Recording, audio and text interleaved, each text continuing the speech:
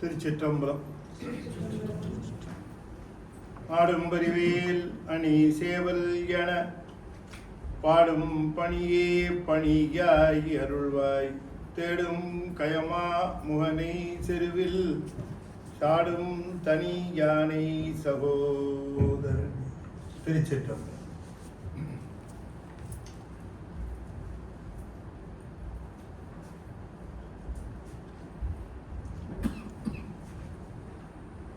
பூழியர்கோன் வெப்பொழித்த புகழியர்கோன் கடல் போற்றி, ஆழிமிசை கல்விதற்பில் அணைந்த விரான் அடி போற்றி, வாழி திரு நாவதூர் வன் தொண்டர் பதம் போற்றி, ஊழிமலை திருவாத ஊரர் திருத்தாள் போற்றி. திருச்சிற்றம்பலம்.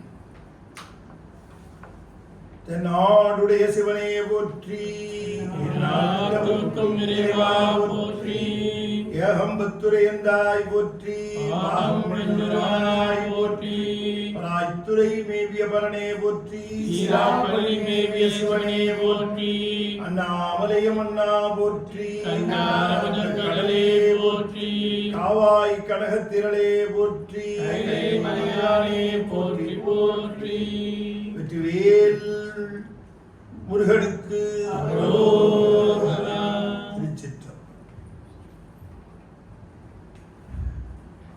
அண்ட சராசரங்களுக்கெல்லாம் அதிபதியாக விளங்கக்கூடிய முருகப்பெருமானுடைய ஒப்பற்ற பெருங்கருணையினாலே அத்தஞான சபை மிகச் சிறப்பாக செயல்பட்டு வருகிற, மலேசியாவிலே கேரள மிகச் சிறப்பாக செயல்பட்டு வருகிற ஒரு சங்கம், சபை, நிறுவனம், மையம். சென்டர்னா மையம் தானே தமிழ். மையம் பன்மூக்கு முகமாக பல தலைப்புகளிலே பல செய்திகளிலே ஆர்வலர்களை அழைத்து அவர்களுக்குரிய செய்திகளை தந்து வருகின்ற அற்புதமான பணி செய்து வருகின்ற இந்த மையத்தில் என்னுடைய அன்பிற்கு உரிய அரவிந்தன் அவர்களுடைய அழைப்பை ஏற்று இங்கே சைவ சமயத்தினுடைய தொன்மை பற்றி சில செய்திகளை நாம் சிந்திப்பதற்கு திருவருள் கூட்டியிருக்கிறது. இங்கே மலர் அவர்கள் வகுப்பு எடுத்துக்கொண்டு இருக்கிறார்கள் இந்த சைவ சித்தாந்தம் பற்றி. அதனால் அவங்க ஒரு 10 நிமிஷம் பேசுவாங்கன்னு நான் எதிர்பார்த்தேன். அதுக்கப்புறம் எனக்கு வேலையை கொடுப்பாங்க அப்படின்ட்டு நான் நினச்சேன். ஆனால் அவங்க she simply threw the ball to my court. என்ன பரவாயில்ல. அவர்கள் குறிப்பிட்டது போல அவர்களும் அடியனுடைய மாணவி. நீண்ட நாள் அவர்களோடு எனக்கு நட்பு உண்டு. அது மலேசியாவுக்கு முதலாக வந்த காலத்திலேயே அவர்கள் மாநாட்டிற்கு வந்த பொழுது அவர்களும் தினேஷ் அவர்களும் என்னிடம் மிகுந்த அன்போடு பாசத்தோடு பழகினார்கள். அன்று தொடங்கி இன்று வரை அவர்கள் அந்த நட்பை நீடித்து வருகிறார்கள். அதுவும் இல்லாமல் அடியேன் நடத்துகின்ற ஆன்லைன் வகுப்பிலேயும் அவர்கள் மாணவியாக இருக்கிறார்கள். வருடந்தோறும் ஆன்லைன் வகுப்பு நடத்துகிறேன். அதில் பல நாடுகளில் இருந்து அடியார்கள் மக்கள் அந்த வகுப்பில் மாணவர்களாக இருக்கிறார்கள். அதில் மலரும் ஒரு சிறந்த மாணவராக வருகிறார். இந்த பிரபஞ்சத்திலே எத்தனையோ விதமான மார்க்கங்கள், நெறிகள், வழிகள், எத்தனையோ விதமான உத்திகள், இதையெல்லாம் இங்கே பேசப்படுகின்றன. சமயங்களை பொறுத்தவரைக்கும் உயிரை பக்குவப்படுத்துவதற்கு சமயம் என்று பெயர். சமைத்தல் என்று சொன்னால் பக்குவப்படுத்தல் என்று பொருள். எனவே உயிரை பக்குவப்படுத்துவதற்காக பெரியவர்களாலே சமைக்கப்பெற்றது சமயம். நம்மை பக்குவப்படுத்துவதும் சமயம். சமயங்கள் எத்தனையோ இருக்கின்றன. சைவ சமயம் மட்டும்தான் இந்த சமயங்களை எல்லாம் தொகுத்தது. என்னென்ன சமயங்கள் இருக்கின்றன என்று தொகுத்தது. அப்படி தொகுத்து பார்க்கிற பொழுது அது 2 பிரிவுகளிலே அடிப்படையாக இந்த சமயங்களை தொகுத்தது. ஒன்று புறச்சமயங்கள், இன்னொன்று அகச்சமயங்கள் அப்படின்னு 2 பிரிவாக பிரிச்சுக்கிச்சு.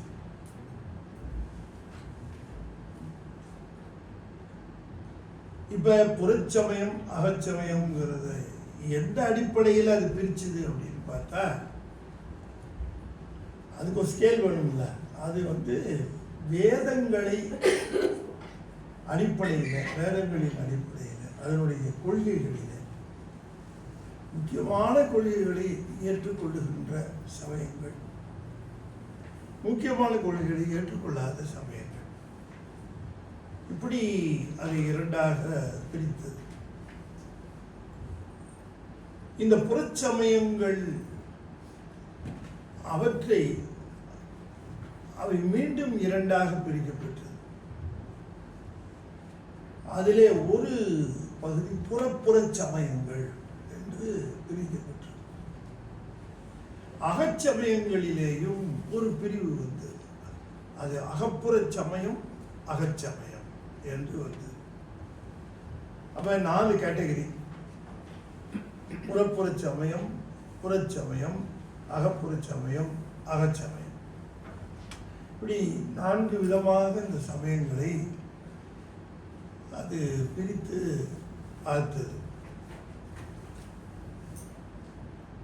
பிரத்யட்சமாக காணக்கூடியது என்று சொல்லுவது இந்த பிரபஞ்சம். இதை பிரபஞ்சம் என்கிற ஒன்றை மறுக்கிறவர்கள் இருக்க முடியாது. ஏன்னா அது பிரத்யட்சமாக நமக்கு தெரியுது. இந்த உலகம் பிரத்யட்சமாக தெரிகிற இந்த உலகம், அதனுடைய செயல்பாடு, அதனுடைய இயக்கம்,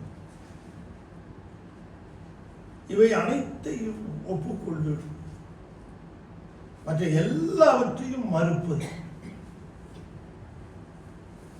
ஏனென்றால் கண்ணிலே காண முடியாதவற்றை, பிரத்யட்சமாக காண முடியாதவற்றை ஏற்றுக்கொள்ள முடியாது என்று சொல்லி எதனை பிரத்யட்சமாக பார்க்க முடிகிறதோ அதை மட்டுமே ஏற்றுக்கொள்வது. அப்ப இந்த உலகம் பிரத்யட்சம்.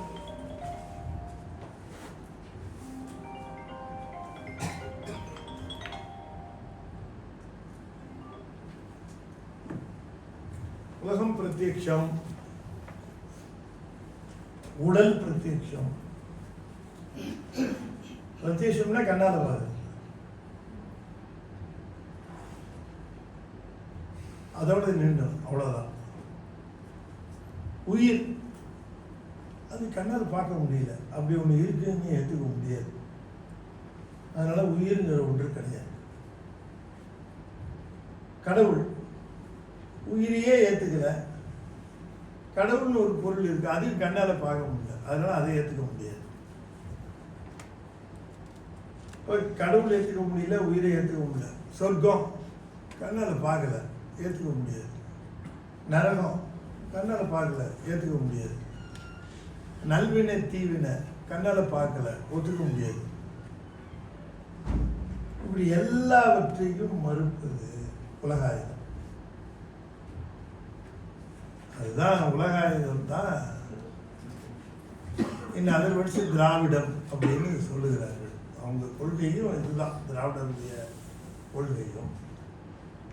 பிரத்யட்சமாக பார்ப்பவற்றை மட்டும்தான் ஒப்புக்கொள்வேன் என்று அவர்கள் சொல்லுவதற்காக இதெல்லாம் இல்லைங்கிறாங்க. இந்த கடவுள் இல்லை, ஆனால் உயிர் இருக்கிறது, உலகம் இருக்கிறது என்று ஒப்புக்கொள்கிறவர்கள் இருக்கிறார். அப்படி ஒப்புக்கொள்கிறவர்கள் கடவுள் இல்லை, உயிர் இருக்கிறது, உலகம் இருக்கிறது அப்படின்னு ஒப்புக்கொள்கிறார். அவர்கள் பௌத்தர்கள், சமணர்கள். அவர்கள் கொண்டவர்களா உயிர் இருக்கு, உலகம் இருக்கு, நல்வினை தீவினை இருக்கு, தீவினைக்கு பயன் இருக்கு, நல்வினைக்கு பயன் இருக்கு, ஆனால் கடவுள் கிடையாது என்று சொல்லுகிறவர்கள் அவர்கள் புறச்சமயம். இது உலகாயுதம் புறப்புறச்சமயம்.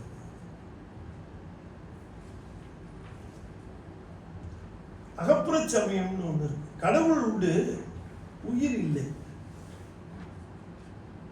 உலகம் இருக்கிறது, உயிர்னு ஒன்று கிடையாது, எல்லாம் பிரம்மம் என்று சொல்லுகிற சமயங்கள் உண்டு. கடவுளும் உண்டு, உயிரும் உண்டு, இந்த உலகமும் உண்டு என்று மூன்று பொருள்களை ஒப்புக்கொள்வது இந்த அகச்சமயங்கள் அதை ஒப்புக்கொள்கிறது. அதிலே இந்த அகச்சமயத்தில், இந்த அகப்புற சமயங்களில் நிறைய அவர்களுடைய பாஸ்டுலேட்ஸ் நிறைய இருக்கு. அகப்புற சமயங்கள், புறச்சமயங்கள், புறப்புற சமயம். நான் அவர் ஜஸ்ட்டு தான் கொடுத்துருக்கிறேன், ஒரு ஹிண்ட்டு தான் சொல்லியிருக்கேனே தவிர அதுவே முழு விரிவு என்று எடுத்துக்கொள்ள முடியாது. ஏன்னா பௌத்தர்னு எடுத்தால் அதில் 4 கேட்டகரி இருக்குது, சமணர்னு எடுத்தால் அதில் ஒரு 4 பேர் இருக்கிறாங்க, அவங்களே 4 பேராக பிரிஞ்சு இருக்கிறாங்க. அதெல்லாம் அவங்களுக்குள்ளே இருக்கு இன்டர்னல். அது போலவே சைவத்திலேயும் நிறைய பிரிவு இருக்குது. சைவம்னா சிவபெருமானை ஒப்புக்கொள்ளுகிறவர்கள் எல்லோரும் சைவர்கள் என்று சொன்னாலும் அவர்களுக்குள்ளே அகச்சமயம் என்று நிறைய பிரிவுகள் இருக்கு.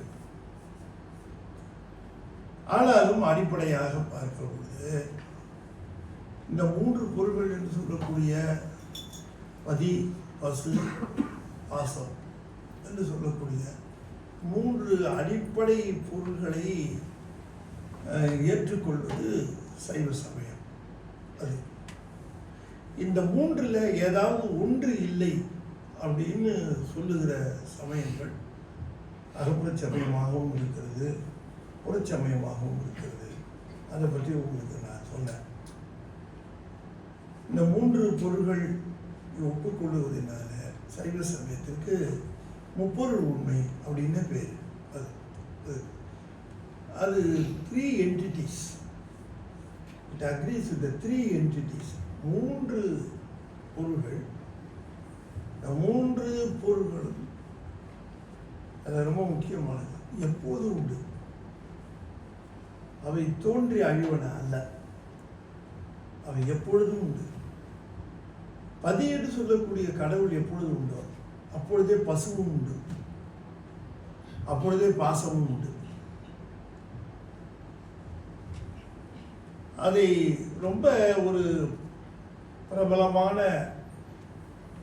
திருமந்திரத்திலிருந்து, திருமந்திரத்திலிருந்து சொல்லுகிற பொழுது, பதி பசு பாசம் என பகர் 3ல் பதியினை போல் பசு பாசம் அனாதி. அனாதி அனாதி என்று சொன்னால் ஒருவரால் தோற்றுவிக்கப்படாதது. அப்படி ஒருவரால் தோற்றுவிக்கப்படாது.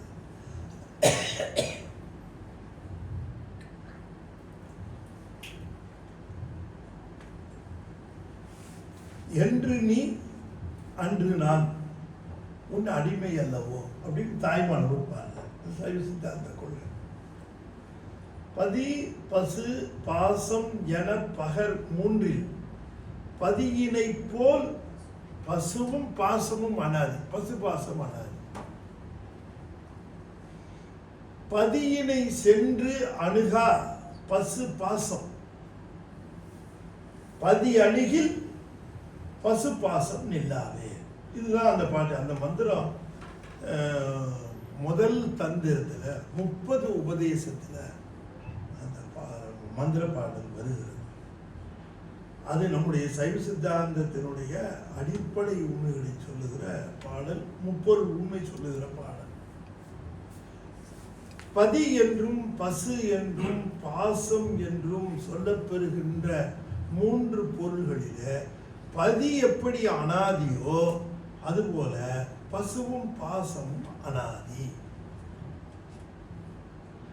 பதியை சென்று பசு அடைய முடியாது. காரணம் பாசம் தடையாக இருக்கிறது.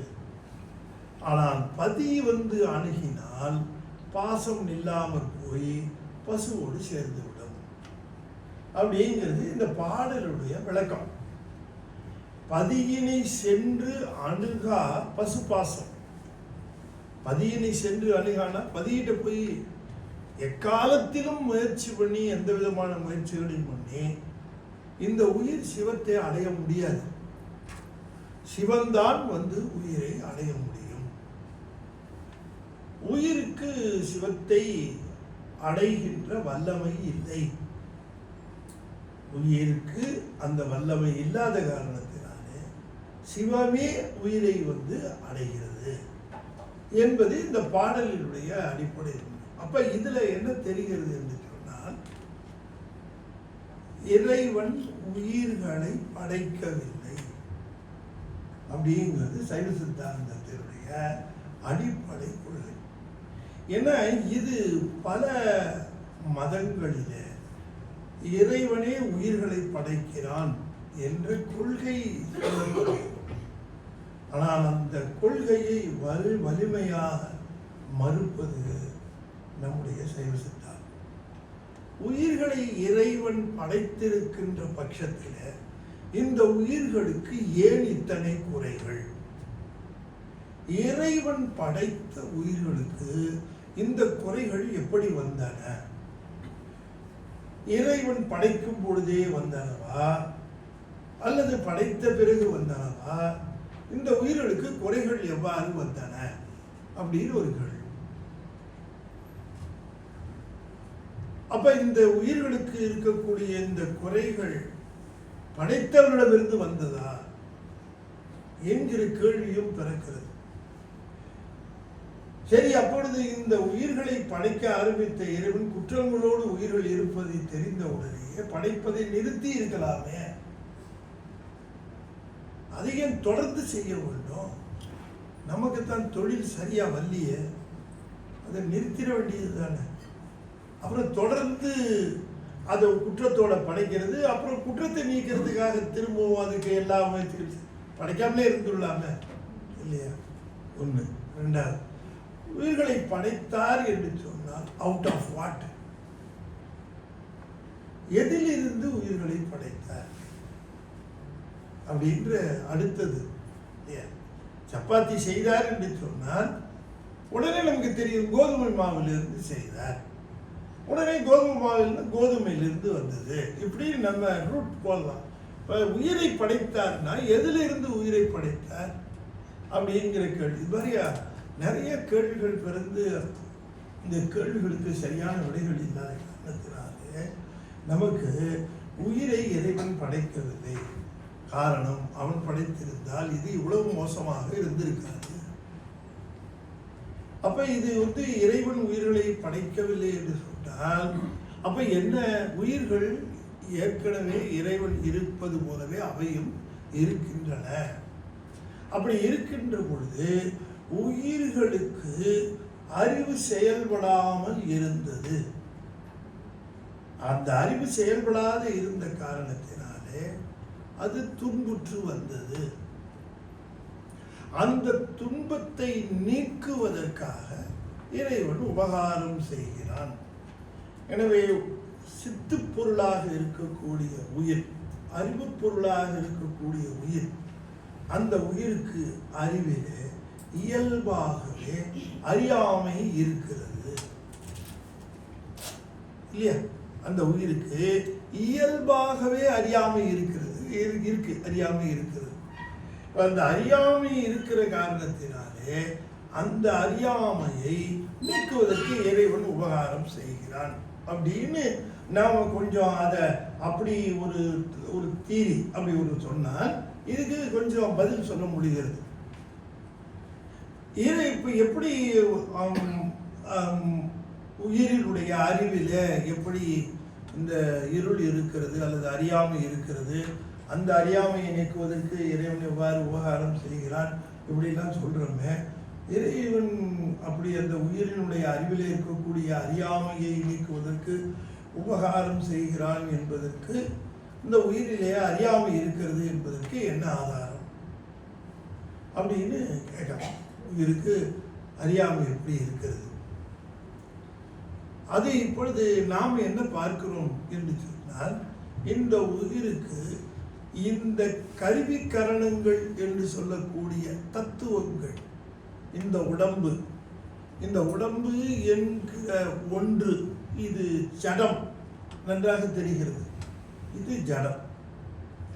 இந்த ஜடமாக இருக்கக்கூடிய உடம்பு இந்த உயிருக்கு இணைந்து இருக்கிறது என்பதுதான் நாம் அடிப்படையாக புரிந்து கொள்ளுகிற ஒன்று.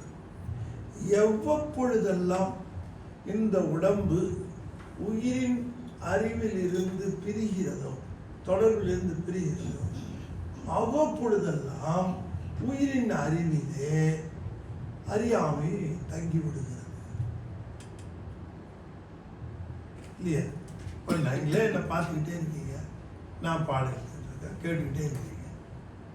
காலையில் 4 மணி 5 மணிக்கு எழுந்திரிச்சது, பகலெல்லாம் எங்கேயோ சுற்றியாச்சு, இரவு மாலை நேர வகுப்புக்கு அவசியம் வந்து அங்கே வந்தாச்சு, வந்து உட்கார்ந்தா ரொம்ப அருமையான சப்ஜெக்ட் சைவ சித்தாந்தம். அப்படி சொல்ல ஆரம்பித்த உடனே அப்படி கண்ணு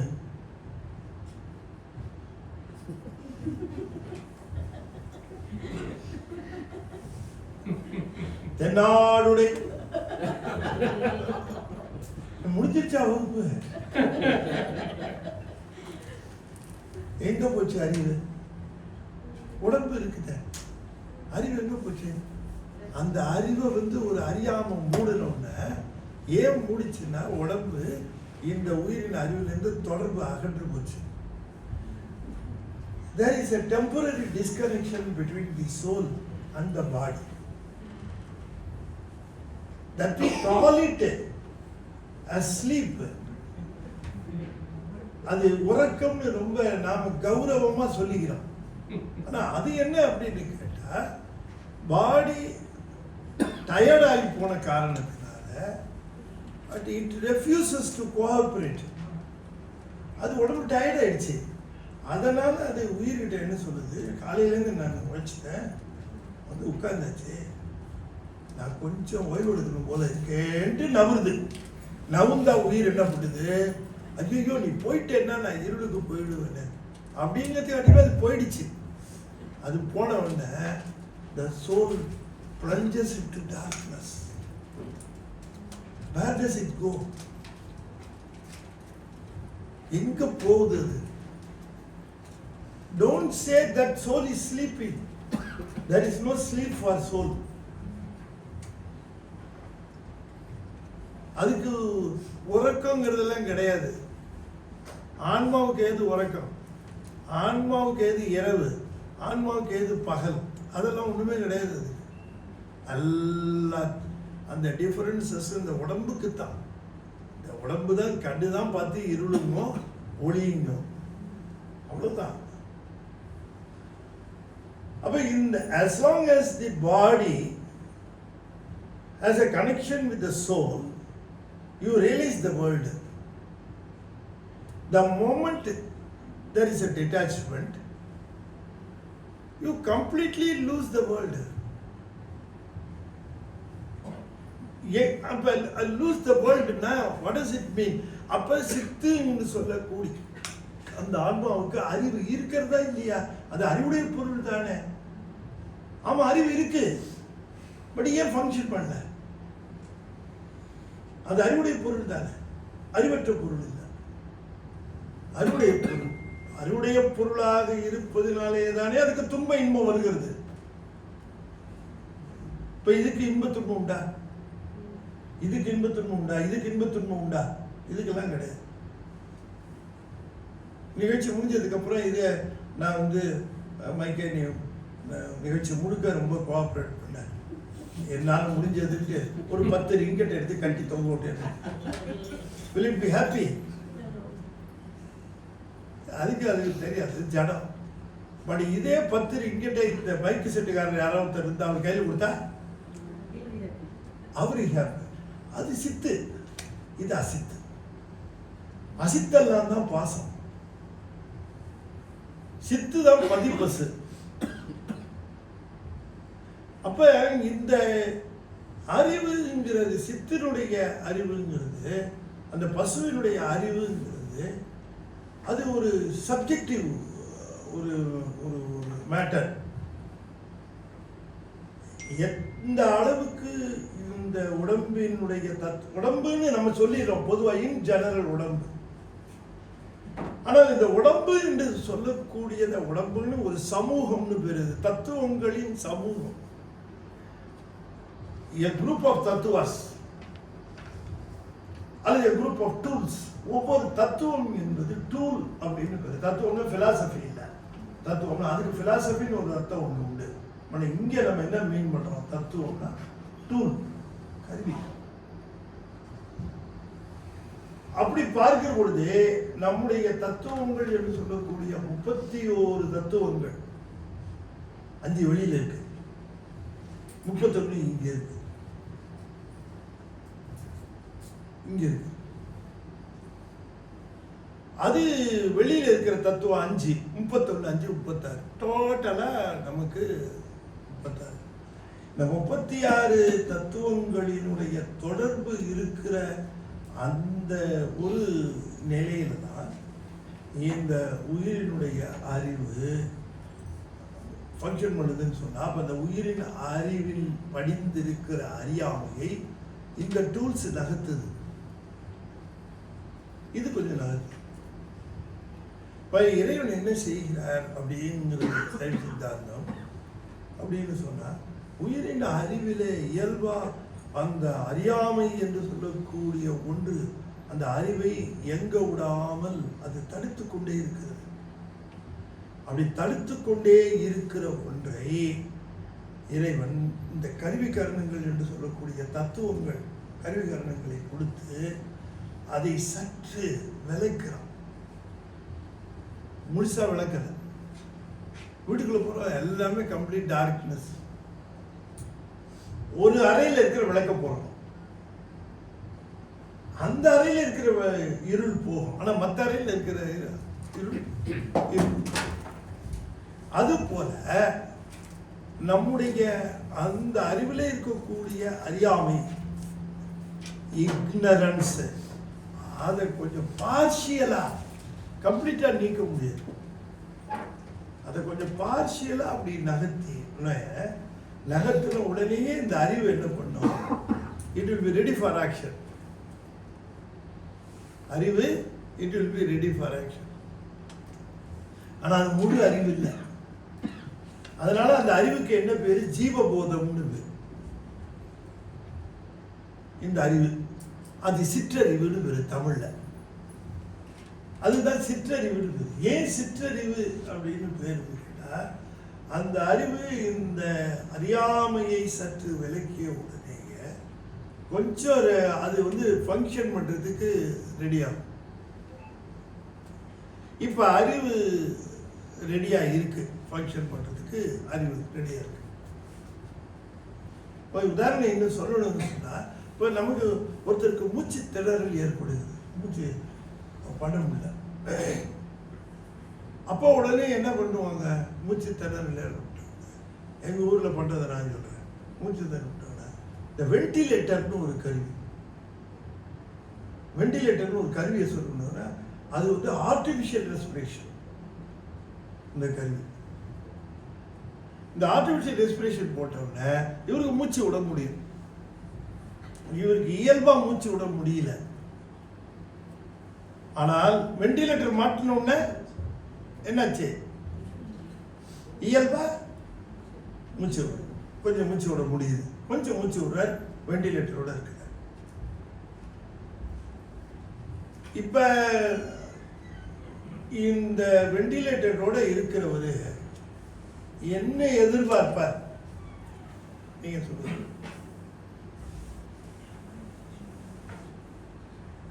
Kindly answer me. வெண்டிலேட்டரோட இப்போ மூச்சு விட்டுட்டு இருக்காரு ஒருத்தர் பேசும். What you will expect?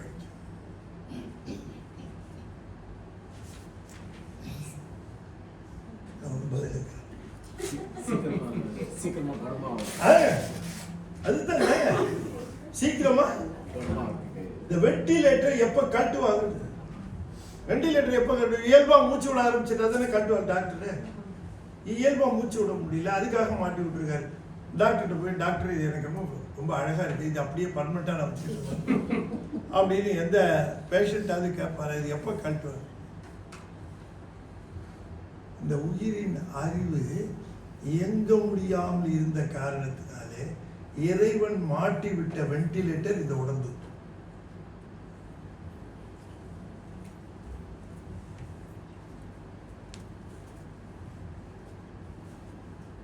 உங்களுக்கு புரியுதுங்களா? Do you follow me? இந்த உடம்பு it's just a ventilator.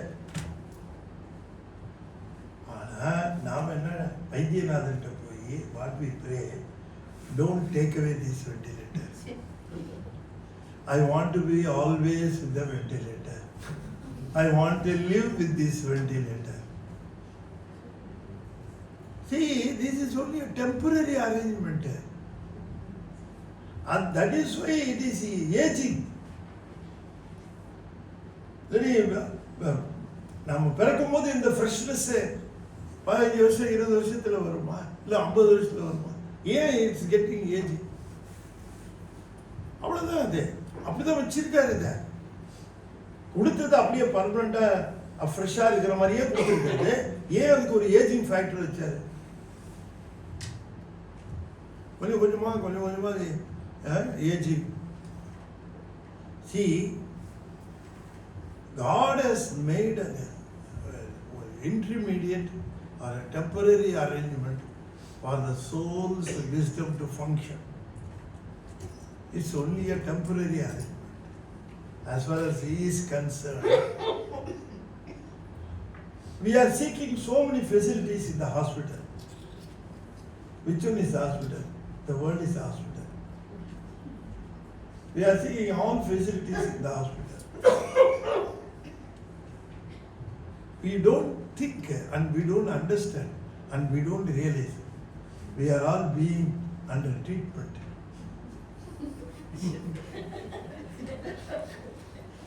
The pathetic point is we don't realize it at all. We are all patients.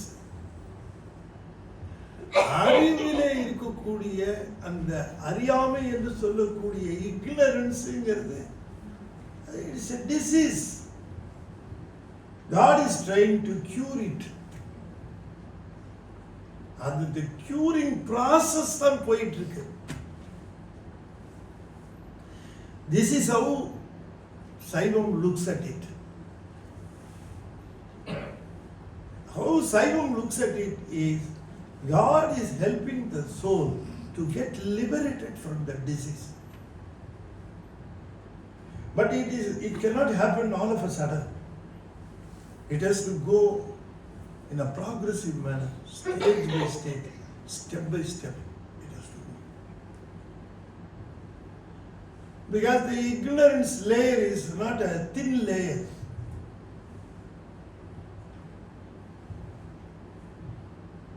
We have taken so many births together. We have taken so many births. We can count the granules of the sand in a seashore, but we cannot count the births we have taken. Ezhukadal மணலை அளவிடின் அதிகம் எனதிடர் பிறவி அவதாரம் அப்படின்னார் அருணகிரிநாதர். 7 கடல் மணலை எண்ணுள்ளான், நான் எடுத்த பிறப்பை எண்ணிட முடியாது. அவ்வளோ பிறப்பு பிறந்துட்டோம்.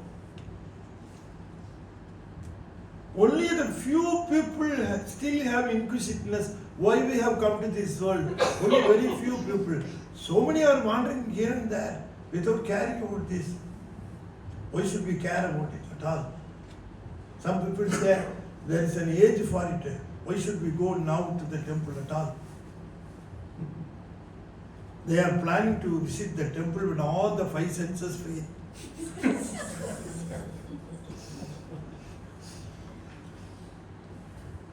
What's going to happen whether you visit the temple or not when your senses are not working? See, இறைவனுடைய நோக்கம் என்ன அப்படின்னு கேட்கிற பொழுது, to remove the ignorance from the wisdom of the soul. Soul is a wisdom filled thing. நம்ம பதி எப்படியோ பசு அப்படித்தான் அறிவு பொருள் அப்படின்னு தான் நம்ம சொல்றோம். பாசம் என்று சொல்லுவது the ignorance, அறியாமை. இந்த அறியாமையை to remove this ignorance, he has helped the ventilator. Ventilator is called the Maya.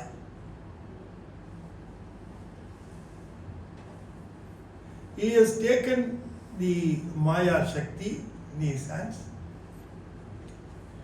He is the sole controller of Maya Shakti. So out of Maya Shakti, he has produced this world. You must understand one thing. The world has not come from him. The world has come because of him. That we must understand. Because the world is an inert material. It doesn't have any wisdom. But whereas soul is a wisdom matter, entity. The word, if you say, it has come out of Maya. He has given the tools for us. He wants to fight with the Anava, Ariyamai, so that the wisdom can come out of the grip of the Anava, at least a little bit, let it work. A child's brain working, a boy's brain working, a matured man's brain working, then differ, isn't it? See, ஒரே ஒரு அடிப்படை உண்மை we have to understand. God is helping the soul to get out of all the grips of Anava. That is his main aim and motto. Not to retain or detain the souls in this world.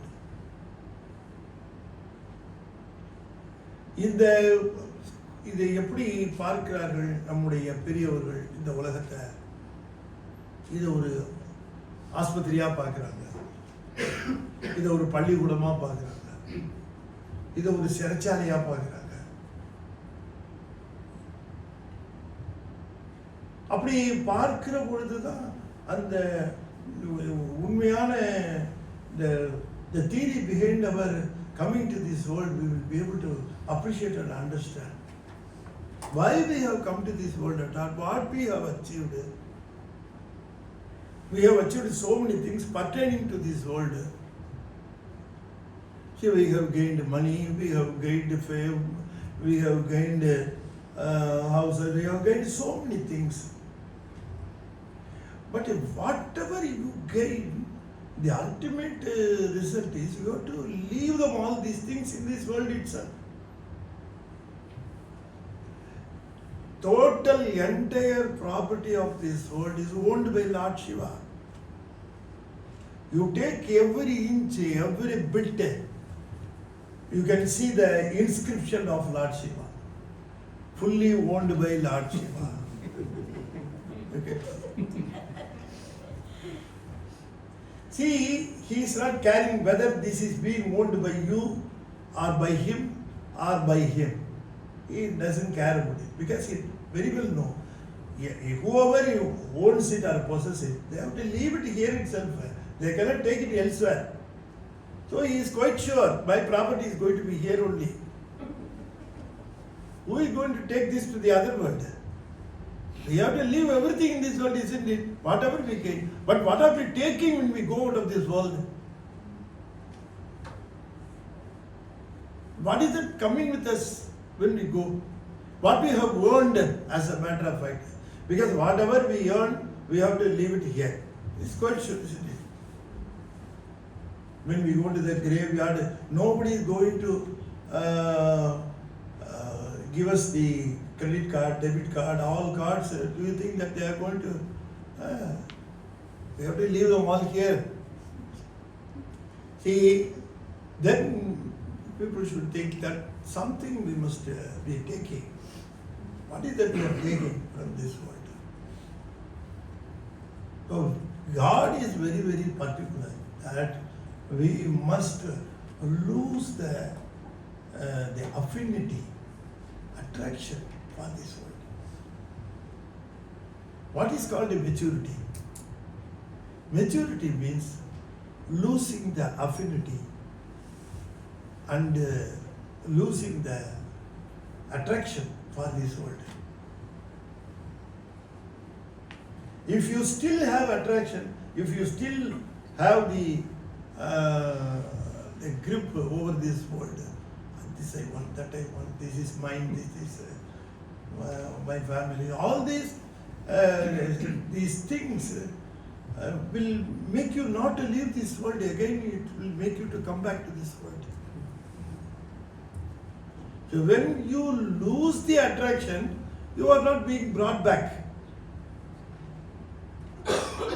Why should I be brought back? Why the student comes back to the college? Because he is having arrears. If you have arrears, you have to come back to the college. If you have arrears, definitely you have to come back to this world. So try to clear all the papers here, sir. That is what we are trying. Can it be solved across the table? I wish. I also wish it should be. But it doesn't happen so.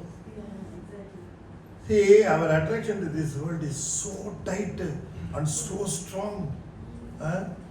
It's not very easy to loosen it or to பாரோடு விண்ணாய் பரந்தயம் பரனே பற்று நான் மற்றிலேன் கண்டாய் பாரோடு விண்ணாய் பரந்தயம் பரனே பற்று நான் மற்றிலேன் கண்டாய்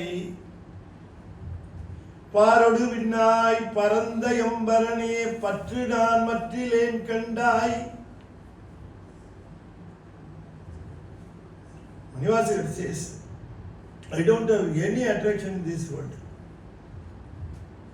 சீரோடு பொலிவாய் சிவபுரத்தரசே திருப்பெருந்துறை உரை சிவனே ஆரோடு நோகேன் ஆர்க்கெடுத்துரைக்கேன் ஆண்டனி அருளிலையானால் வார்கடல் உலகில் வாழ்கிலேன் கண்டாய் வருக என்று அருள் புரியாய். Please call me. I will come and join. You call me. I only want you. Nothing else in this world. I don't want anything else. You keep the fellows who want everything in this world. Why are you keeping me here? I am clearly saying that I don't want anything here. Then why should you keep me here? It's not. You வந்து பசியாக இருந்தது இன்னொருத்தரை கூப்பிட்டாரு, ஐயா வாங்க சாப்பிட போகலான்ட்டு. இல்லைங்க எனக்கு பசி இல்லைங்க நீங்கள் போய் இல்லைங்க வாங்க கம்பெனி கொடுங்கன்னு கூட்டிகிட்டு போனார். கூப்பிட்டு போய் 2 பேரும் ஹோட்டலுக்கு போனார். ஹோட்டலுக்கு போனார், பசியாக இருக்கிறவர் சொன்னார், சர்வர் கூப்பிட்டார். சர்வர் வந்து கேட்டார், சார் என்ன சாப்பிட்றீங்க அப்படின்னு. தோசை சாப்பிடலாம் பண்ணார். இந்த பசி இல்லாதவர்கிட்ட சொன்னார், தோசையா இது எப்போ மாவோ தெரியலையா, அது எப்போ அரைச்ச மாவோ தெரியல, அது என்ன ஊற்றுவாரு. சரி சப்பாத்தி சாப்பிடலாமா, சப்பாத்தியா வயிற்றுக்குள்ளே போனால் எத்தனை நாள் கிடக்குமோ தெரியாது, மீச்சிக்கிட்டு கிடக்குறியா. பூரி சாப்பிடலாமா, பூரியா அது ரொம்ப நிறைய எண்ணெயாக இருக்குமே. என்ன நினைப்போம், இவனை ஏண்டா கூப்பிட்டு வந்து இவனும் சாப்பிட மாட்டேங்கிறான் இல்லையா. அது மாதிரி என்ன வேணும்னு கேட்குறவனே, நிறைய வேணும்னு கேட்குறவனே இங்கே வச்சுக்க. உலகத்தில் ஒன்றுமே வேணாங்கிறவனே என்னை என்னத்துக்கு இங்கே வச்சிருக்கிறேன்னு அவர் லாஜிக் கரெக்டு தானே. என்ன எதுக்கு வச்சிருக்கிறேன், பாரொடு விண்ணாய் பரந்த எம்பரனே பற்று நான் மற்றிலேன் கண்டாய் சீரொடு பொலிவாய் சிவபுரத்தரசே திருப்பெருந்துறை புரை சிவனே ஆரொடு நோகேன் ஆக்கெடுத்துரைக்கேன் ஆண்டனி அருளிலையானார் வார்கடல் உலகில் வாழ்கிலேன் கண்டாய் வருக என்று அருள் புரியாயே. வான்னு சொல்லுப்பாங்க, நான் வந்துடுறேன், ஐ ஆம் ரெடி. அப்படி சொல்லணுங்கிறதுக்கு வந்தால் இந்த உலகத்தில் நம்ம ஒன்றும் வச்சிருக்கல, நம்ம நிறுத்தி வைக்கிற அளவுக்கு இங்கே எதுவும் இல்லைன்னு இருக்கணும். There is nothing here to detain me. நான் எல்லாமே எனக்கு எந்த தொடர்பு, எப்போ வேணா கிளம்புறதுக்கு ரெடியாக இருக்கிறேங்கிற உணர்வோடு சொல்கிறாரு. அப்படிப்பட்டவங்களும் தான் சாமி வான்னு கூப்பிடுவாரு. அப்போ இந்த மாதிரி இந்த அட்டாச்மெண்ட்ஸ் இந்த உலகத்தில் இருக்கிற போது, இந்த அட்டாச்மெண்ட்ஸுங்கிறது நாம் அவர் இந்த மாயையிலிருந்து இந்த உடம்பு, இந்த கருவிகள், all tools given out of மாயை. I have already told you, they have not come from him, they have come through him. அது மாயையிலிருந்து வந்து, இப்போ உதாரணத்துக்கு you see a pot, it has come out of clay, but through the clayman. Is it done? The potter makes the pot out of the clay, but the pot has come only from clay, not from the potter. Likewise, the whole world of the body, it has come from Maya, not from the potter, Lord Shiva. Lord Shiva is pot. But all of a sudden clay cannot become pot without a potter. Likewise, this whole world cannot come out of Maya without Lord Shiva. அது தமிழில் சொல்லுகிற பொழுது நிமித்த காரணன் அப்படின்னு சொல்லுவோம். அந்த clay களிமண் இருக்கே, அது முதல் காரணம், த ஃபர்ஸ்ட் ரீசன், முதல் காரணமாக அது விளங்குது. Only out of that the pot has come. அதுபோல மாயையிலிருந்து தான் அத்தனை உருவாக்கினார். ஆனால் மாயையிலிருந்து வந்தாலும் தானாக கிளே பானை ஆகுமா இல்லையா? அதுக்கு ஒரு பாட்டர், அதுபோல குலாலன் என்று தமிழிலே சொல்லுவார், கோயவன் இந்த பாட்டர், அவர் தான் காரணம். அதுபோல இறைவன் கருணையினாலே இந்த மாயையிலிருந்து நமக்கு இந்த உடம்பு தத்துவங்கள் இதெல்லாம் வந்து, ஏன் சார் அவர் தான் பண்ணணும் அப்படின்னு கேட்டா, இந்த தத்துவங்கள், இந்த தத்துவங்களுடைய தொகுதியாக, it's a combo of all the tools. அது இந்த உடம்ப அவர் தான் தரணுமான்னு கேட்டா அவர் தான் தருவார். ஏன் அவர் தான் தருவார்னா, ஒவ்வொருத்தருக்கும் ஒவ்வொரு விதமாக கொடுக்குறாரு. ஒவ்வொருத்தருக்கும் இந்த பாடி இஸ் யூனிக். அவருக்கு அவங்க என்னென்ன அந்த பிறவியிலே எந்தெந்த வினைகளை அவங்க they have to suffer, they have to enjoy so many things. அதுக்கு தகுந்தாற் போல இருக்கக்கூடிய அந்த the body is being designed and being given to the soul. நம்ம நினைச்சது போல இஷ்டத்துக்கெல்லாம் வராது. அவரவர் வினைவழி அவரவர் வந்தனர், அவரவர் வினைவழி அவரவர் அனுபவம். So a group of deeds we have to either suffer or enjoy. That is called வினைகள், நல்வினைகள், தீவினைகள், good deeds and bad deeds. These good deeds and bad deeds, we have to somewhere or other enjoy or suffer the results of these deeds. Once all deeds are cleared, we don't have the right to be here in this world. The moment all deeds are cleared, the soul gets liberated from the body. பட்டத்தார் சொல்லுகிறார், வினை போகமே தேகம் கண்டாய், வினைதான் தீர்ந்தால் திணை போதளவும் நில்லாது கண்டாய்.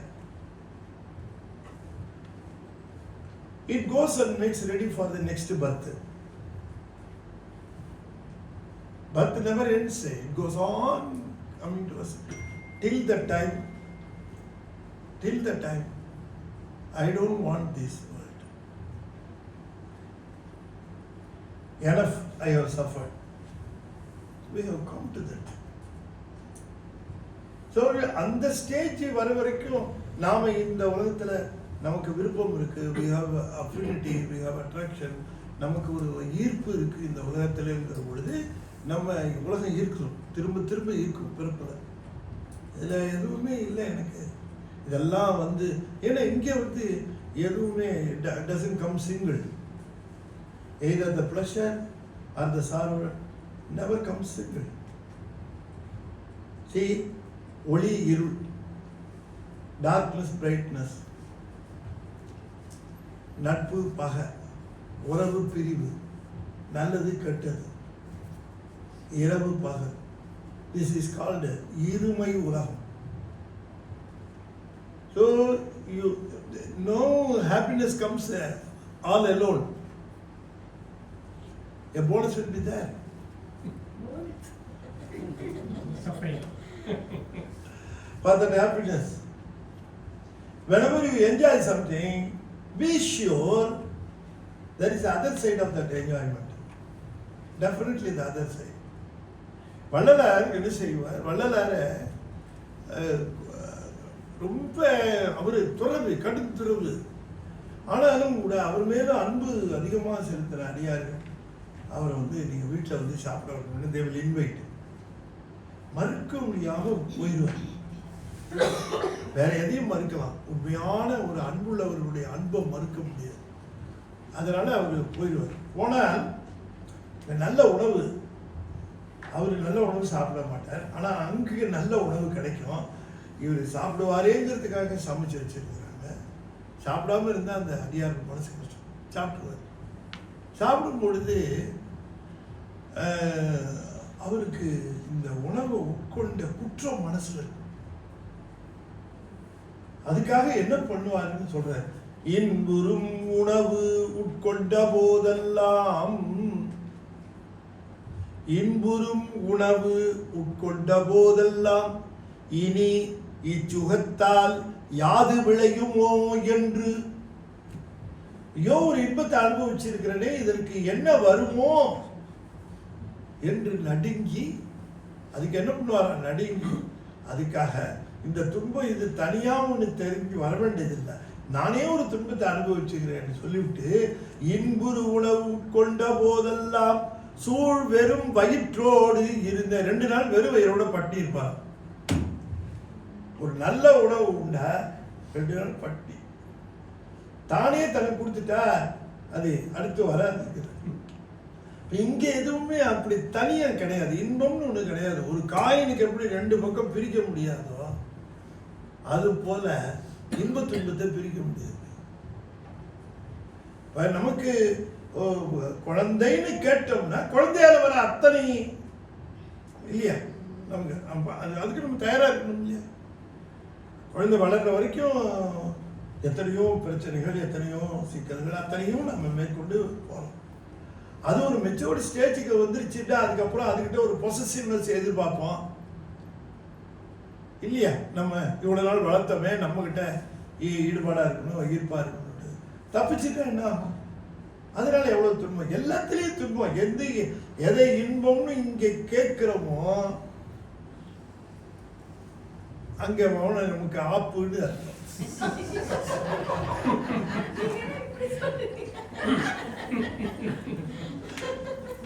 இதுதான் true, இது உண்மை. இதை நீங்க மீறி கடவுள்கிட்ட போய் அதை கேட்கலாம், இதை கேட்கலாம், அதை வாங்கிடலாம், இதை வாங்கிடலாம்னா we are getting into the trap. அவரு மாட்டேன்னு சொல்ல மாட்டார். வேண்டுவார் வேண்டுவதை ஈவன் கண்டா. He never refuses. He never denies. If you ask for money, he will give. If you ask for a child, he will give. If you ask for a house, definitely he will give. He knows what all things are going to come to this fellow because of what he has required, summoned. See, இது theory தானே.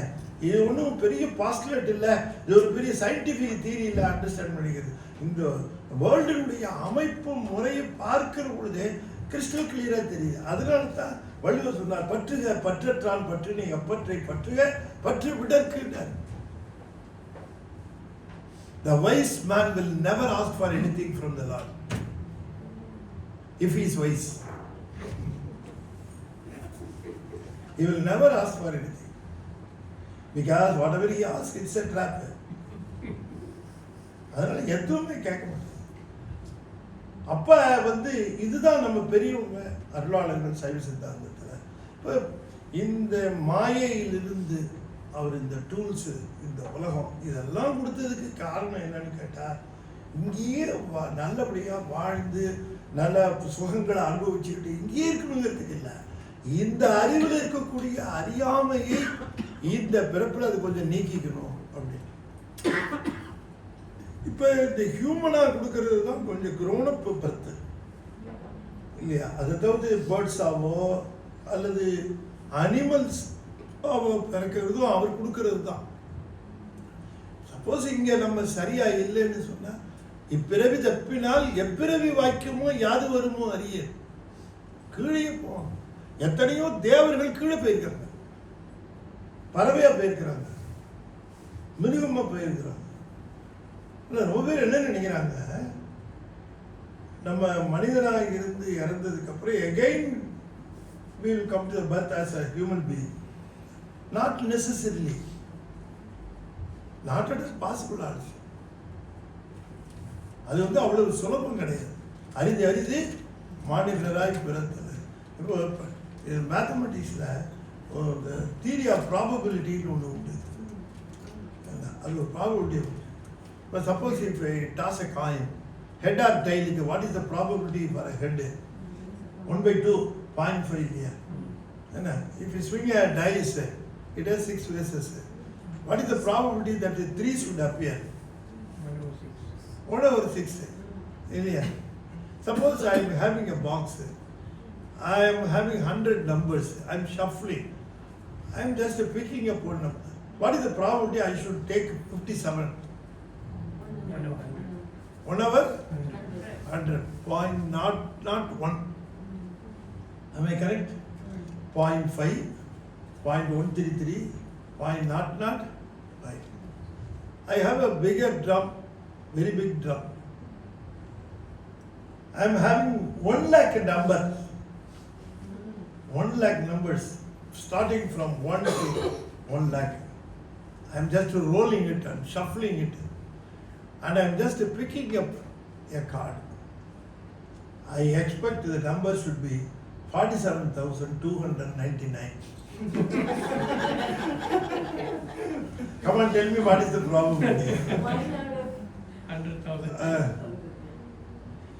See, the total births, Saivam has calculated 84 lakhs. 84 lakhs of births, possibilities. Birds, worms, plants, animals, all the human beings, even devas, everything put together, 84 lakhs. One out of the 84 lakhs, 84 lakhs, yodi vedam, 84 lakhs. So once I go out of this world, I want to come back as a human being. What is the probability? Unimaginable. அரிது அரிது மானிடராய் பிறத்தல் அரிது. அரிது அரிது மானிடராய் பிறத்தல் அரிது. That is why they say, don't think that you will come back as again a human being. Not at all possible. இந்த சினிமாலெல்லாம் ஒரு கதை ஒன்று வரும். என்னன்னா, இந்த தாத்தாவை கொண்டு வந்து அட்மிட் பண்ணியிருப்பாங்க. ஒரு தாத்தாவை, அவருக்கு மூச்சு மேலே கிளியமாக எடுத்துக்கிட்டு இருக்காரு.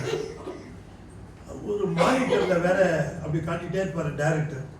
அவர் தசு புசுக்கு மூச்சு எழுதிட்டு இருப்பார். அந்த மானிட்டரில் அப்படி காட்டிகிட்டு இருக்கோம். அப்படி அதே ஹாஸ்பிட்டலில் இன்னொரு வார்டில் டெலிவரிக்கு ஒரு அம்மா கொண்டு சேர்த்துருப்பாங்க. அது வேற யாரும் இல்லை, இவரோட பேத்தி.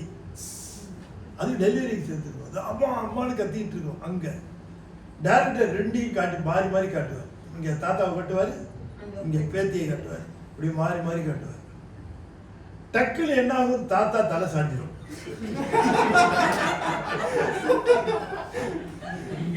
அடுத்த ஷாட் என்ன சொல்லுங்க? இல்ல நீங்க சரியா தமிழ் படம் பாருங்க. அடுத்த ஷாட் என்ன, ஒரு விளக்கு அணையும். அதை விட மாட்டாரு டைரக்டர், டச் விட்டு போயிட்டு ஒரு விளக்கு அணையும். அதுக்கப்புறம் இங்க குவாக்குவான்னு சத்தம். உடனே என்ன சொல்லுவாங்க, அதாவது காதுல பூ வைக்கிறதுன்னு ஒண்ணு இருக்கு. ஆனா இது பூ இல்ல, பூ பந்தையா.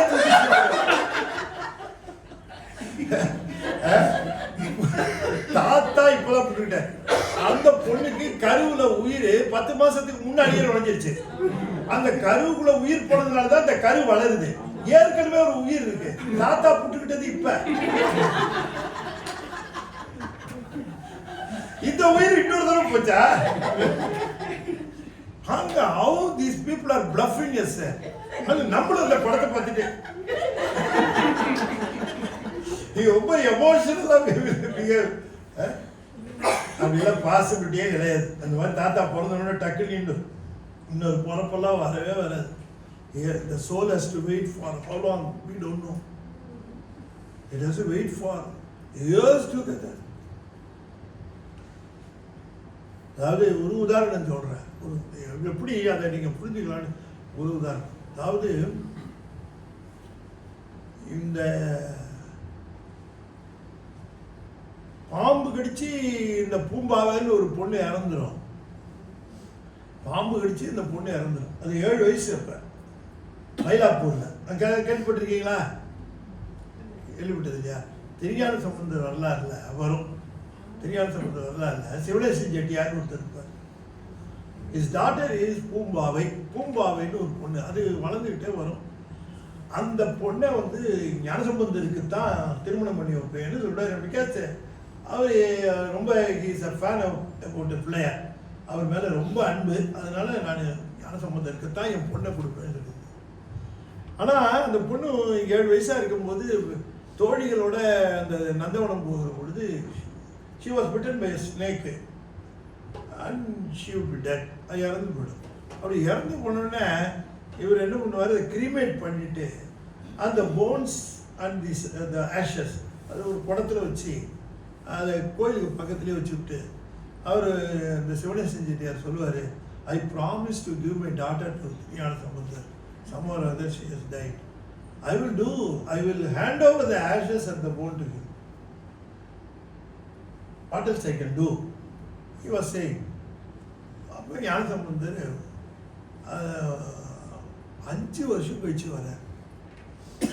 இப்ப 5 வருஷம் கழிச்சு வர.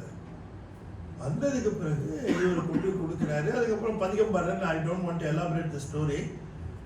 He would be singing a sonnet and the girl will appear along as if she has lived in this world for those years also. 4 வயசா 7 வயசுல உள்ள போன பொண்ணு உடஞ்சி வரும்போது 12 years ஓல்டா வெளில வருவோம். இப்போ நான் என்ன ஐ வாண்ட் டு புட் ஃபோர்த்துன்னா, பாம்பு கடிச்சு இறந்த பிறகு ஆன்மா போயிடுச்சு. ஆனால் திரும்பவும் 5 வருஷம் கழிச்சு அவர் எழுப்பும் போது அந்த ஆன்மா வந்துடுச்சு திரும்ப. அது வேற பிறப்பு எடுத்திருந்திருந்தால் வந்திருக்க வாய்ப்பே இல்லை. அப்போ அது இருக்கு அந்த ஆன்மா. இது சைவத்தில் பார்க்கலாம். நிறைய சுந்தரர் முதலை வாயிலிருந்து பிள்ளை எடுத்தது, அந்த மாதிரி எல்லாம் நிறைய things are there. The soul has to wait for its next birth. For how long, God only knows. It's not a joke to get a birth. It is very, very difficult to get a human being to be a human being. So that is why people say that we have to utilize that opportunity. He has given this opportunity. அரிது மானுடார். அது திருமால் சொல்றாராம், மணிவாசகர் சொல்லுகிறார், புவனியில் போய் பிறவாமையில் நாள் நாம் அவமே போக்குகின்றோம். உலகத்தில் மனிதனா பிறந்து பெருமானை நினைந்து நாம் வழிபாடு செய்து நாம் நம்முடைய மாயை தொடர்பு நீக்கி ஆணவ மலத்தினுடைய தொடர்பையும் நீக்கி We have to somehow or other, we have to get liberated from this Anava Mala, and we have to get united with the Lord Shiva. See, this unity is unique. See, the soul and the Lord Shiva, both of them, that unity, how do they combine? It is a unique combination. They have not become one. They are not separate. But at the same time, they are together. That is called the Advaidam. And that is called the Advaidam. Advaidam means two. Advaidam means not two. Means negative. See, Advaidam means even though they are not two, but they are not separate. But at the same time, they are not the same thing, one thing. We cannot claim them to be a one thing.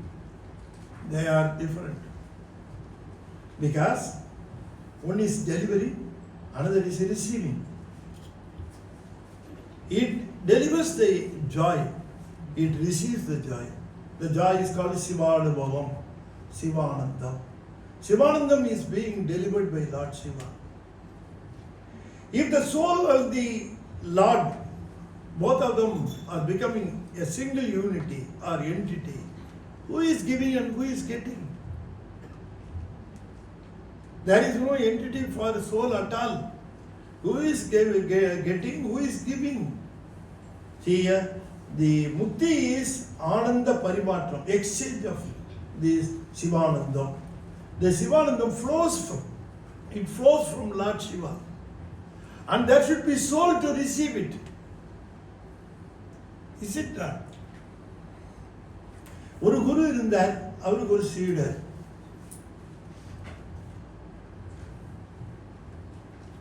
The guru was very much happy with his disciple. One day he was asking him, what do you want? You ask me something. I want to give you something. He said, the guru said.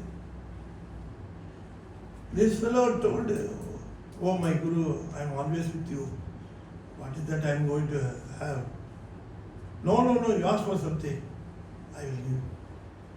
Then that fellow told, இந்த பாதாம் அல்வான்னு ஒன்று சொல்கிறாங்க, அது எனக்கு கொஞ்சம் சாப்பிட்டு பார்க்கணும், எனக்கு ஆசையாக. அது நீங்கள் கொஞ்சம் வாங்கி கொடுக்க ஏற்பாடு பண்ணி சாப்பிட்டேன், எனக்கு I will be happy. That fellow said. அவ்வளோதானே. Immediately the guru chanted some mantras and sprinkled water over that fellow. That fellow became Badam Alva. The disciple became the whole Badam Alva. Now who is going to consume that Badam Alva? If you are going to become Brahman, who is going to enjoy that? See, the Brahman is delivering, there should be soul to receive it. If the soul itself becomes Badam Alva, who is going to enjoy? Don't you catch it? See, the Advaidam is delivering and receiving. That should be somebody to receive. If everything becomes Brahman, where should the exchange or where should the Paramanandam is being? Do you think that Brahman is enjoying itself? It cannot happen, isn't it? அதுவே தன்னை அனுபவித்துக் கொள்கிறதா? அப்படி இருக்காது இல்லையா? பரபிரம்மம் என்று சொல்வது ஆனந்த பொருள். அது ஆனந்தத்தை வழங்க வேண்டும். வாங்குவதற்கு ஒரு பொருள் வேணும் இல்ல? அதுதானே ஆன்மா. ஆன்மா அந்த ஆனந்தத்தை வாங்குவதற்குரிய தகுதியில இல்ல.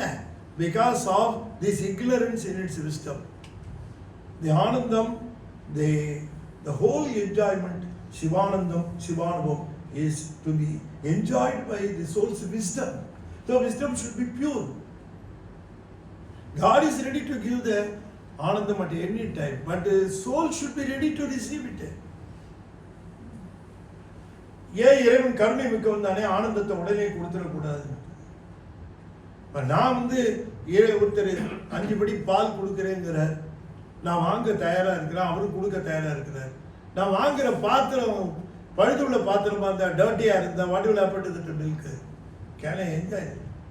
So the vessel should be pure. So the soul's wisdom should be pure. You should be out of the grips of Anava Mala. So that is the process going on. Finally, God wants all the souls to be with Him, because they are safe and they can also enjoy. But before that, before coming to Him, the soul should get purified. That purification process is going on.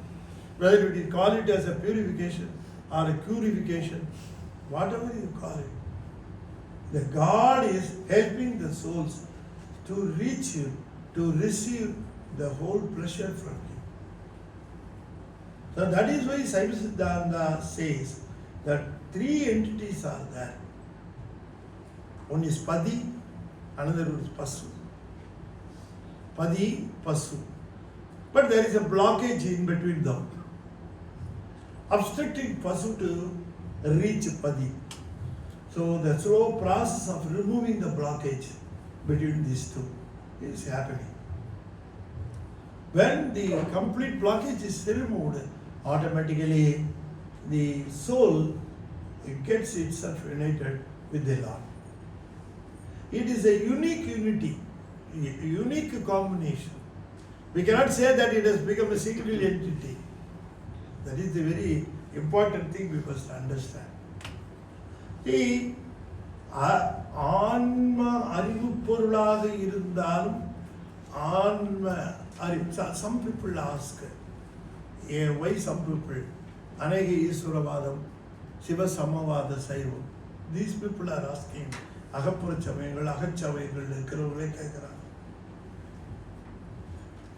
சோலுடைய விஸ்டத்தில் நீங்கள் ignorance இருக்குங்கிறீங்க, ஒரு இருள் இருக்குங்கிறீங்க. ஆன்மாவுடைய அந்த ignorance, அறியாமை இருப்பது தான் அந்த அறிவுக்கு குற்றம். ஆனால் பதிக்கு அந்த குற்றம் இல்லை, அந்த ஆணவ மலை பிடிப்பதுக்கு இல்லை, அது பியூரா இருக்குது. இப்ப ஆன்மாவினுடைய அந்த அறிவில் இருக்கக்கூடிய குற்றத்தை நீக்கிட்டோம்னா, if we remove that stain, நம்ம அதை நீக்கிட்டோம்னா it becomes pure. ஆன்மாவுடைய அறிவு பியூர் ஆயிடுது. Can we claim that soul is equal to Lord Shiva or Prabhu? Because both have pure wisdom. Can we claim both are equal? Because now ஆன்ம அறிவும் அந்த அழுக்கு போயிடுச்சு, அறியாமல் நீங்கிடுச்சு. The impurity has been removed. Now it has become pure. Shall we claim that soul is equal to Lord Shiva? We cannot claim. Because even though the Anma, the soul, அறிவு பொருள், சித்து பொருள், சிவம், பரபிரம்மம், we call it as சிவம், சைவ சித்தாந்தம். In general, பரபிரம்மம் people will say, அந்த பரபிரம்மம் அறிவு பொருள், இதுவும் அறிவு பொருள். But the way in which the அறிவு, the wisdom behaves is different. Even though both of them are wisdom oriented things, but Lord Shiva's wisdom is unique. அதுக்கு சைவ சித்தாந்தத்தில் அறிவித்தால் அறிவது, we have to, நம்முடைய காரைக்காலமையார் அறிவானும் தானே, அறிவிப்பானும் தானே, அறிவாய் அறிகின்றானும் தானே. See, suppose I want to know something means I have to be told, otherwise I will not know. But Lord Shiva, he need not be told or informed by anybody. He knows by himself. But I have to be informed. Not only that, இது காட்டும் உபகாரம், காணும் உபகாரம். He has to see it along with the wisdom of the soul. along with the system, wisdom of the soul, he has to function. Then only the soul can. சில சமயம் சில பசங்க உட்காந்து படித்தா தானாக படிக்க மாட்டான், அவங்க அம்மா வந்து உட்காந்து கூடவே படிப்பாங்க, அப்போ தான் இவனும் படிப்பான். அது மாதிரி தான் ஆன்மா. சிவம் கூடவே வந்து இருந்து செஞ்சால் தான் அது செய்யும். அந்த மாதிரி டைப்பு நம்மளுக்கு. அறிவித்தால் அறிவோம், உடன் அறிந்தால் அறிவோம். தமிழில் சொல்லுகிற பொழுது அதை சைவ சித்தாந்தத்தில் சொல்லுவாங்க. அறிவித்தால் அறிவோம், உடன் அறிந்தால் அறிவோம். ஆனால் அவருக்கு அப்படி இல்லை, அறிவிக்காமலேயே அறிவார். டெம்பிளில் உட்காந்துருக்காரு மூலவர், குருக்கள் போய் சொல்லணுமா, மச்ச சட்டை போட்டு வந்திருக்கவர், நேற்று தான் சாமி புதுசாக வந்திருக்கிறாரு, அந்த ப்ளூ ஷர்ட்டை போட்டவர் ரொம்ப வருஷமாக வராரு சாமி கோயிலுக்கு அப்படின்னு should he go and inform Lord Shiva? அவருக்கு தெரியும் வந்திருக்கவங்களை யார் யார் எத்தனை நாளை வந்துட்டு இருக்கா, என்னென்னக்காக வந்திருக்கிறான் அப்படின்னு ஒரு சேர அறிவார். நாட் ஒன் பை ஒன், ஒரு சேர அறிவார். ஒவ்வொருத்தருடைய உள்ள குறிப்பையும் அவர் அறிகின்றவர், அறிவிக்காமலேயே அறிகின்றவர். யாரும் போய் அவருக்கு சொல்ல வேண்டியதில்லை. இன்னும் சொல்ல போனால் நானே சொல்ல வேண்டாம் என் குறைய. ஏன்னா என் குறை என்னன்னு அவர் உள்ளே இருக்கிறார்ல, அவருக்கு தெரியும். ஆகையினாலே இந்த the pattern of the functioning of soul's wisdom is unique. That is why Lord Shiva never gets separated from the soul. He dwells in the soul's wisdom. He all along he guides, but he never interferes with the desires of the soul. Soul இதை விரும்புதுன்னா அந்த விருப்பத்தில் தலையிடுறதில்லை. Okay, அந்த விருப்பப்படியே போ, ஐயோ இது ரொம்ப கஷ்டமாக இருக்கும் போது இருக்கு, திரும்பி வா. That's how he leads. So I have just given some gist of Saiva Siddhanta, but I have not completed. This is not the complete version of Saiva Siddhanta. Some basic things, some basic theories, some basic postulates, some basic facts I have discussed with you. Not everything. It's a very vast subject, but it's very logical. You need not assume anything anywhere. You need not assume. Every conclusion is a logical conclusion.